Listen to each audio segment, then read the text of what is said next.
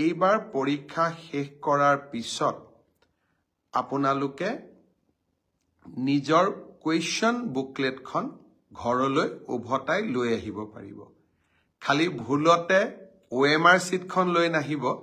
Question পেপাৰখনহে লৈ আহিব আৰু কুৱেশ্যন পেপাৰখন লৈ আহিলে ঘৰত আপোনালোকে পৰীক্ষাৰ্থীসকলে চাবও পাৰিব যে কোনটো শুদ্ধ উত্তৰ কৰিলো কোনটো শুদ্ধ উত্তৰ কৰা নাই আৰু আমাৰ যোৱাবাৰ ফ্ৰিস্কিংক লৈও কিছু বিশেষকৈ নলবাৰী ছাত্ৰী এগৰাকীয়ে কিছু প্ৰশ্ন উত্থাপন কৰিছিল তৃতীয় শ্ৰেণীৰ পৰীক্ষা শেষ হৈ যোৱাৰ লগে লগে অক্টোবৰ মাহৰ শেষত আমি চতুৰ্থ শ্ৰেণীৰ পৰীক্ষাসমূহ পতাৰ কাম আৰু এটা মই নতুন কথাও ক'ব খুজিছো যোৱাবাৰ যি পৰীক্ষা হৈ গ'ল মই যোৱাবাৰ ফেচবুক লাইভত আপোনালোকক কৈছিলো যে তাৰ আমি OMR চিটটো কোনোবাই যদি বিচাৰে আমি তেওঁলোকক দি দিম বৰ্তমানলৈকে ৪৭,০০০ ছাত্ৰ ছাত্ৰীয়ে OMR চিট বিচাৰি সেৱালৈ নিজৰ আবেদন পঠিয়াইছে আৰু তাৰে ৩২,০০০ ছাত্ৰ ছাত্ৰীক ইতিমধ্যে আমি OMR চিট উভতাই দিলো যোৱাকালি আজি ৰাতিপুৱাই বুলি ক'ব লাগিব যোৱাকালি হোৱা নাই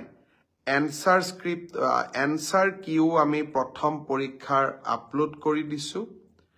দুজন ছাত্ৰই এনসাৰ কিৰ ওপৰতো ৫০০ টকা জমা দি তেওঁলোকে এটা দুটা পৰীক্ষাৰ প্ৰশ্নৰ উত্তৰৰ ওপৰত কিছু পৰামৰ্শ দিছে আমি এই গোটেইবিলাকো বিবেচনা কৰি চাম কুৱেশ্যনৰ বুকলেট ঘৰত লৈ যোৱাই হওক OMR চিট আপোনালোকক উভতাই দিয়াই হওক বা এনসাৰ কিউ আপোনালোকক পৰ্যালোচনা কৰাৰ সুবিধা দিয়াকে হওক স্বচ্ছতাৰ ক্ষেত্ৰত কৰিবলগীয়া আমি আটাইবোৰ কৰিছো এতিয়া মাত্ৰ আপোনালোকে খুব ভাল কৰি পৰীক্ষা দিয়ক মই শুভকামনা জনাইছো অহা ৩০ তাৰিখে ৰাতিপুৱা আমি আৰু এটা নতুন আঁচনি আৰম্ভ কৰিম বহু ল'ৰা ছোৱালীয়ে চৰকাৰী চাকৰিৰ বাবে পৰীক্ষা দিয়ে চৰকাৰী চাকৰি সকলোকে দিয়াটো সম্ভৱ নহয় সেইবাবে ৰাজ্য চৰকাৰৰ হৈ মই ঘোষণা কৰিছিলো যে আমাৰ ডেকা ল'ৰা ছোৱালীখিনিক উদ্যোগ আৰু ব্যৱসায় কৰিবৰ বাবে আমি ২ লাখ টকাৰ এটা নিধি প্ৰদান কৰিম আৰু খুব ভাল কৰি যদি এই ২ লাখ টকা ব্যৱহাৰ কৰি আমি ব্যৱসায় এটা নিৰ্মাণ কৰো ভৱিষ্যতে প্ৰধানমন্ত্ৰীৰ মুদ্ৰা আঁচনিৰো আমি সহায় ল'ব পাৰিম বা মুদ্ৰা আঁচনিৰ জৰিয়তেও আমি এই ২ লাখ টকাক আৰু ডাঙৰ বৃহৎ পুঁজিলৈ ৰূপান্তৰ কৰিব পাৰিম এই প্ৰধানমন্ত্ৰী আমাৰ মুখ্যমন্ত্ৰীৰ আত্মনিৰ্ভৰ অসম আঁচনিৰ প্ৰথম কিস্তিৰ ধন ৩০ তাৰিখে ৰাতিপুৱা ১০ বজাত আমি গুৱাহাটীৰ খানাপাৰা ফিল্ডৰ পৰা বিতৰণ কৰিম ইতিমধ্যে আমাৰ জিলা উপায়ুক্তসকলে নিৰ্বাচিত ছাত্ৰ ছাত্ৰীসকলক আমন্ত্ৰণ জনাইছে মই আশা কৰিম যে ২৫,০০০ নিৰ্বাচিত যুৱক যুৱতী অহা ৩০ তাৰিখে যাতে খানাপাৰালৈ আহে প্ৰথম আমি ৭৫,০০০ টকা দিম ৩ দিনীয়া প্ৰশিক্ষণটো সমাপ্ত হোৱাৰ লগে লগে আমি আৰু ২৫,০০০ টকা নৱেম্বৰ মাহৰ ভিতৰতে এই যুৱক যুৱতীসকললৈ আগবঢ়াম পৰৱৰ্তী এই ১ লাখ টকা কেনেকৈ ভাল কৰি ব্যৱহাৰ কৰিছে তাৰ ওপৰত ভিত্তি কৰি আমি পৰৱৰ্তী সময়ত আৰু ১ লাখ টকা ছাত্ৰ যুৱক যুৱতীসকলক আমি দিয়াৰ ব্যৱস্থা কৰিম বহুতে মোক সোধে টকাটো ঘূৰাই দিব লাগিব নেকি ১ লাখ টকা ঘূৰাই দিব নালাগে আৰু বাকি ১ লাখ টকাও ৩ বছৰ পিছত মাত্ৰ মাহত ৫,০০০ টকাৰ এটা সৰু ইনষ্টলমেন্টেৰে ৫ বছৰ সময় আমাৰ ৫,০০০ কৰি আপোনালোকে লাহে লাহে এই পইচাটো আমাক উভতাই থাকিব পাৰিব ল'ৰা ছোৱালীক যুৱক যুৱতীক আমি সকলো প্ৰকাৰে সহায় কৰাৰ বাবে আমি প্ৰচেষ্টা কৰিছোঁ। এই মুখ্যমন্ত্ৰীৰ আত্মনিৰ্ভৰ অসম আঁচনিৰ দ্বিতীয় লানিও আমি লগে লগে আৰম্ভ কৰিম। এইবাৰ আমি আৰু নতুনকৈ ৭৫,০০০ যুৱক যুৱতীক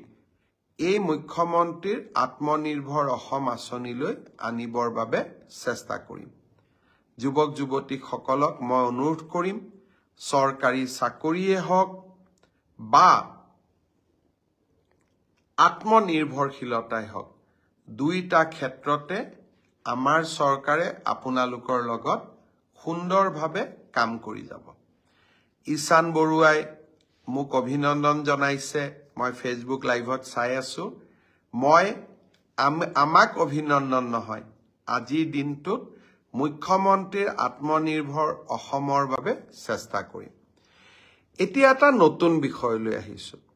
আপোনালোকে জানে যে বহু দিনে অসমৰ বিভিন্ন জিলা মহকুমাৰ দাবীৰ ওপৰত আন্দোলন চলিছিল। অসমত আমি বহু কেইখন নতুন জিলা নিৰ্মাণ কৰিলো। লাহে লাহে জিলাৰ দাবীসমূহ শেষ হৈ আহিছিলে,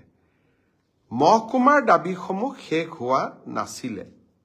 মই দায়িত্ব লোৱাৰ পিছত চিন্তা কৰিছিলো যে প্ৰশাসনক আমি তৃণমূল পৰ্যায়লৈ কেনেকে লৈ যাব পাৰি। মোৰ এটা মনত বহু দিনৰ পৰা পৰিকল্পনা আছিল যে আমি প্ৰতিটো সমষ্টিতে একোটাকৈ মহকুমা নিৰ্মাণ কৰিব পাৰো নেকি, সদৰ মহকুমাকেইটাক বাদ দি, অৰ্থাৎ জিলাৰ সদৰ স্থানসমূহত সদৰ বিধানসভা সমষ্টিটো বাদ দি। লাহে লাহে চিন্তাধাৰা মেচিউৰ্ড হ'ল। হওঁতে হওঁতে আমি এটা নতুন মডেল নিৰ্মাণ কৰিলো, অৰ্থাৎ প্ৰত্যেকটো সমষ্টিতে আমি এটা সমজিলা গঠন কৰিম। সমজিলা মানে মহকুমাৰ ওপৰত জিলাৰ প্ৰায় সমান। ইংৰাজীত আমি সাব ডিষ্ট্ৰিক্ট বুলি কৈছিলো, অসমীয়াত আমি প্ৰথমতে উপজিলা শব্দটো ব্যৱহাৰ কৰিছিলো। এতিয়াৰ পৰা আমি সমজিলা বুলি আমি ক'ব খুজিছো।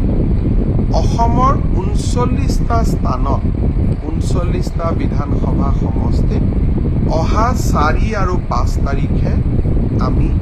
এই সমজিলাসমূহ প্ৰতিষ্ঠা কৰিম আৰু দ্বিতীয় পৰ্যায়ত আমি বাকী থকা সমষ্টিকেইটাতো এই সমজিলাসমূহ নিৰ্মাণ কৰিম। সমজিলাসমূহ হোৱাৰ পিছত আপোনালোকৰ বহুবিলাক কাম জিলা উপায়ুক্ত বা জিলা আয়ুক্তৰ কাৰ্যালয় নোযোৱাকৈ সম্পন্ন হ'ব। বিধায়কৰ পুঁজি, আনটাইড ফাণ্ড,